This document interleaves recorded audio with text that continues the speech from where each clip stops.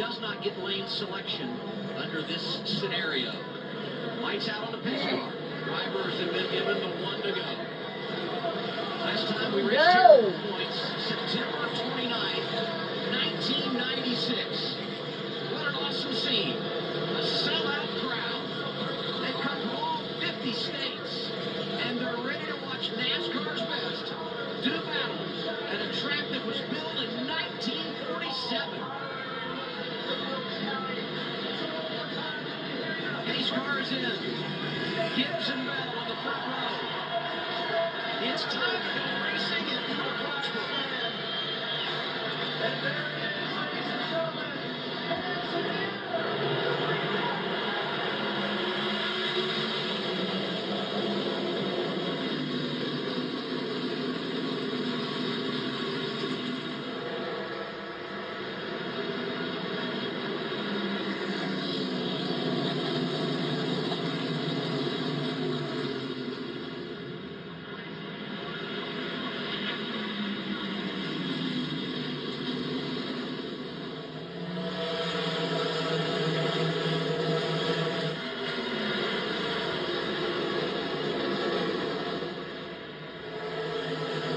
It's so awesome to watch. I don't want to interrupt it. But pretty amazing to see these cars getting around this racetrack. We have a great race tonight. Ty Gibbs out to the race lead. Hocevar up to second. Bell settles into third. Chastain did make his trip down the pit lane. Had the pass through. He's now pulled off on the back straightaway. Chastain down into turn 3, and you see the rest of the field through 1 and 2. Running around the bottom of the racetrack right now, Steve. Talking about that crew trying to move up the racetrack. It's all the truckers and using the bottom a little bit more than they had in the past. That'll be interesting to see as the night goes on if they migrate up off the bottom. And that rainstorm washing the rubber off not just changes the preferred groove from bottom to top, but this first stage, 80 laps in length, you can make it on fuel. I think the tires can make it, no problem. This racetrack will definitely eat the tires more early. Be patient on the throttle. Try not to spin those rear tires. 97, Shane Van Gisbergen looking good early. Had a great run at Atlanta. Benefits from that as we set the lineup here tonight with a metric. So he gets to start up front. He was great yesterday. Ran the truck race, finished third, and here racing a real good one in Chase Elliott for position. Another thing we don't talk about, you kind of see it on that camera angle, the bump off of turn 4, right on the bottom of the racetrack. If you're in that low line, such as SVG, trying to get up off of 4 underneath this 9 car Chase Elliott, it's real difficult. The car jumps across that bump, wants to hop sideways into throttle. See a little bit of a depression or a little change of color in the racetrack right there on the low side of the corner on exit. Chase Elliott wants to keep that track position involved in that in-season challenge semifinal with Todd Gilliland up in front of them side by side for position 43. Eric Jones, the green and white Toyota outside of Tyler Reddick, and Hamlin right behind them. Eric Jones, currently the last car in the chase, 16 points, 8 above the cut line. A nice job from Legacy Motor Club, continuing to improve. 43 week after week, runs higher than I think the garage expects, and here he is inside the top 5 early, leaning on that good run at Atlanta. Yeah, top 5 last week sets him up for success here early on. It's his second top 5 of the year. Really been getting better and better. Reddick rolling around the bottom there, trying to just the shorter distance, hoping that he'll be able to clear that 43, but a lot of good speed on the top of the racetrack right now for Eric Jones.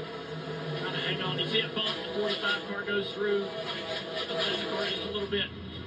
And this is where the patience really comes into play, because right there, the 45 just thinks he's going to be clear, but he can't come off the corner far enough. Now that they're running the bottom of 1 and 2, they're running lower than they have ever ran here with this next-gen car. There's a bump there as well, trying to get down into the bottom. You kind of jump across a little bit of a patch right here at the end of pit wall. And he doesn't know who to commit to. Who's going to move forward? Is it the car I own? Is it the 45 of Reddick and the other Toyota? Bell finally works underneath Hocevar. Hocevar kind of concedes the spot. Knows there's a gap out of his rear bumper. No reason to burn the tires up. Lets the 20 go. I think you also saw how good this 20 car was in practice yesterday. That's the thing about practice people don't realize is it sort of sets the tone for the weekend. And if you got a really, really fast car, your job becomes a lot easier on Sunday because everybody knows how quick you are. It's really a waste of time probably for Hocevar trying to hold him up any more than he had to. This battle will not go away. What's the report, Team 45, Shannon?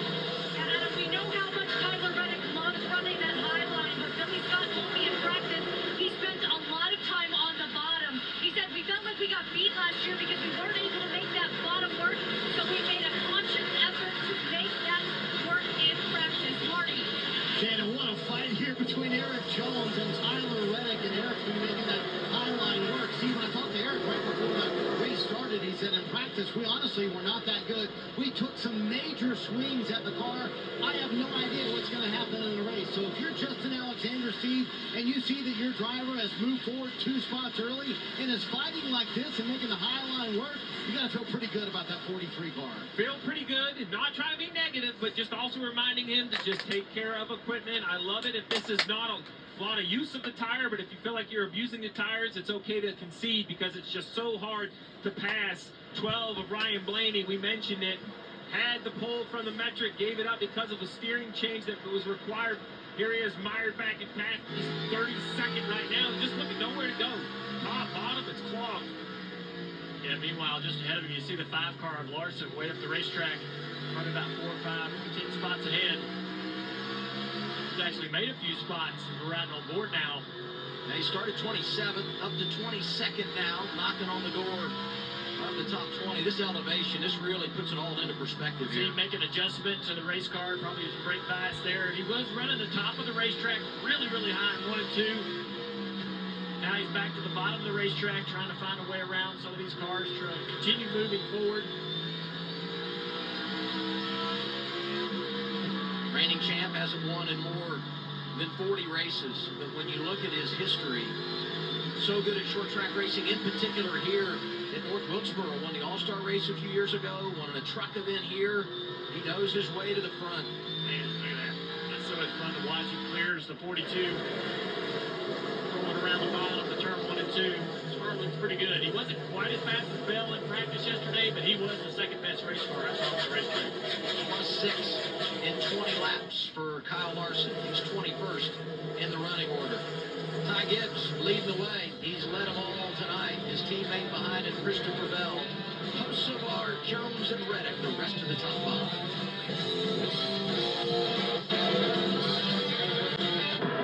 They'll tell you who you are. What you can't do. Where you don't belong.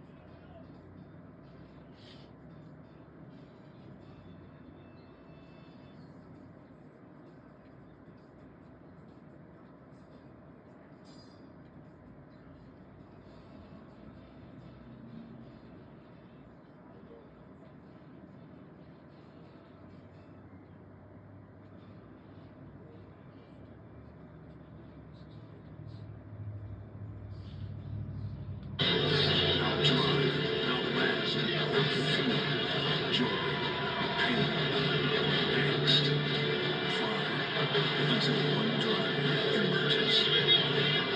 Winner. Defiantly composure. Authentically NASCAR.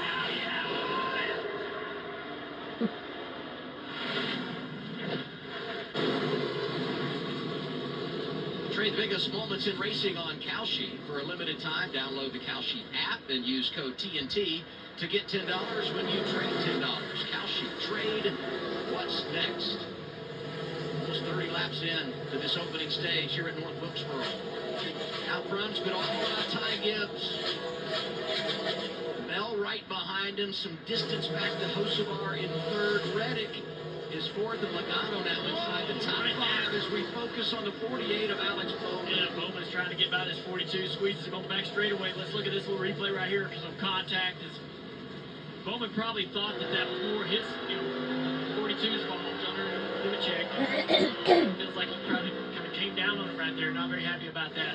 42 struggling here, dropping back, losing position. Stenhouse just about to turn him around right there. Now we're 3 wide. You got to tiptoe if you're Ryan Blaney. Great battle. Let's jump up to You can Bowman. look at the 47. Oh, I love that move. Outside here. If he can get there, interesting when the 42 even gets in the room. Here's his chance to try to jump to the outside. He's going to be able to do it off the turn 4 here. 3 wide. Look at Blaney sideways. See that thing dancing across the start-finish line? Yeah, half a tire light picking out of that right rear corner. Blaney's using a lot of race car trying to get around this 42 and just make any headway. Here's that bump off of turn 4 right there. Can't really get the gas. And then he wrapped it up down. He ran over. Let's see if he does it again. Right there's a big bump. Hope the car will turn across those issues with that content of the racetrack. Marty, what you got on the 12? Oh, Dale, you should hear the spotter radio for the 12. Tim Petey sounds like an air traffic controller trying to get his driver from 35th, where he officially started the race, up through the field. So he's gained a couple spots up to 27th right now. It's funny, Steve, in their meeting this morning between the team and Ryan Blaney, he told Jonathan Hassler, my number one concern is going down a lap early. And Hassler said, hey, I hear you, and I know what you mean. My number one concern, you take care of my race car. You mentioned the new bumper package, so they're being very careful. But how do you get your driver to kind of be careful, trying to come up to the back of the pack, trying to get back to the front where he had that position to start the race? Well, I don't know if careful is the word you can use while trying to work through traffic, but maybe just trying to make good decisions. I believe Blaney is being patient as he gets squeezed next to the 47, but the leader's here, right? Yeah. 54 is less than a half a lap behind the 12, so that's what Blaney was talking about. Well, the 54 is catching lap traffic right now. The first car there, the 51.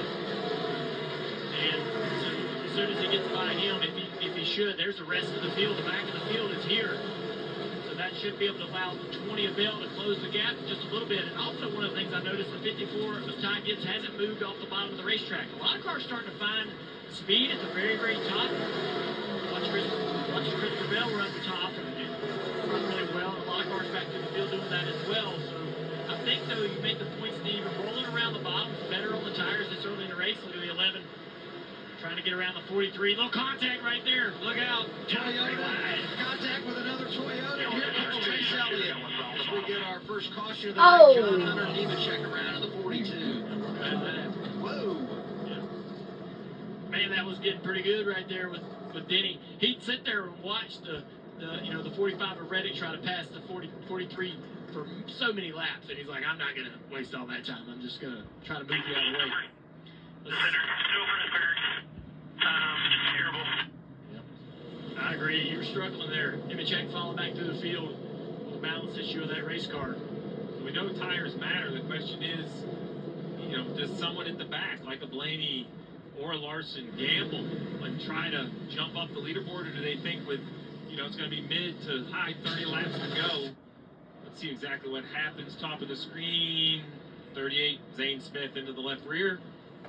Around you go. Yeah, what if Zane got down into the corner maybe and chased the back of the car up to correct maybe the back end moving around and gets into the side of the 42, spins him out.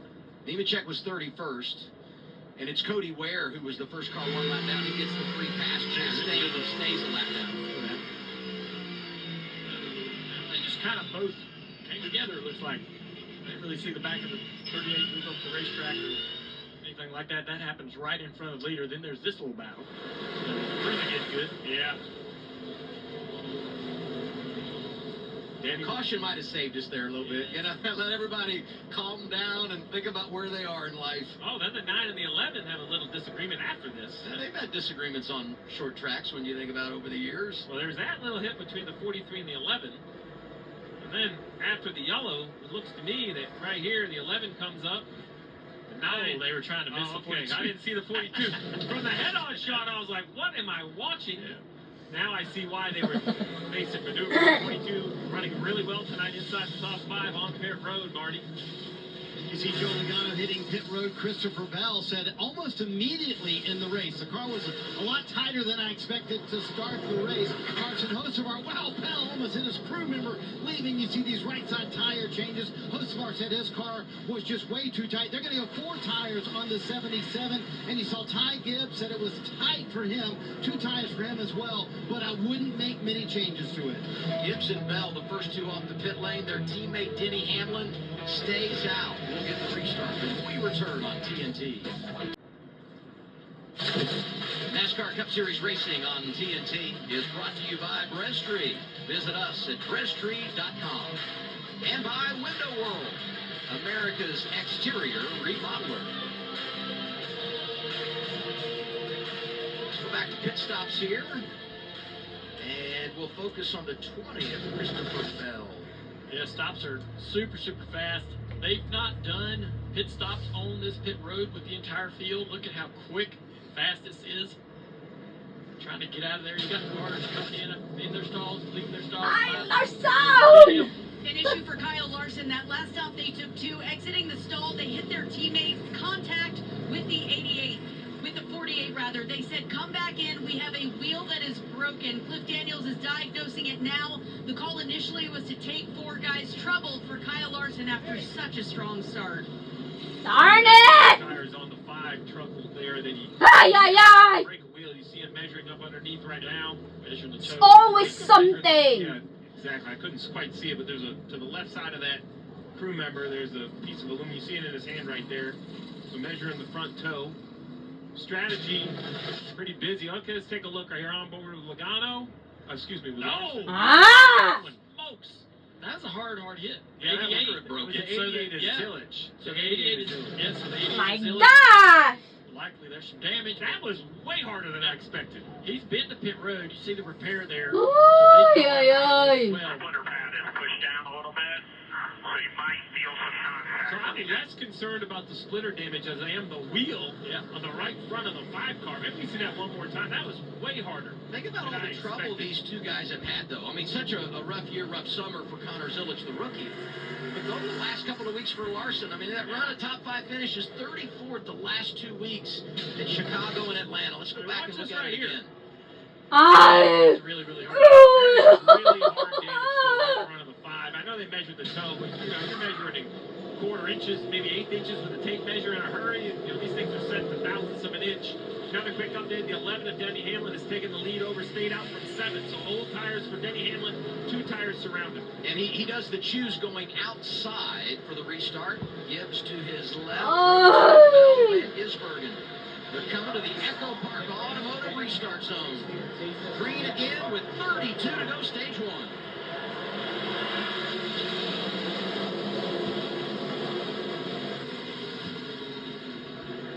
SVG around the top there, being able to take over second position.